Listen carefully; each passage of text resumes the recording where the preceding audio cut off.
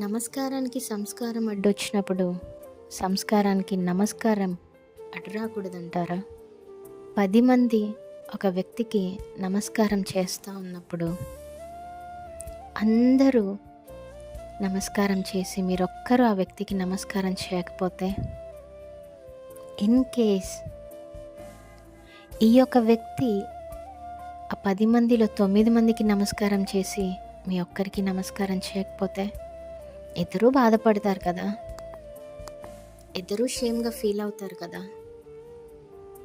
ఒకటి గుర్తుపెట్టుకోండి, ఒక 10 మందిలో కానీ ఒక్కళ్ళు ఉన్నప్పుడు కానీ నీ శత్రువు అయినా నిన్ను పలకరించినప్పుడు, నీకు నమస్కారం చేసినప్పుడు తిరిగిచ్చి నమస్కరించటం, తిరిగిచ్చి మాట్లాడటమే ఈ సంస్కారం అండి.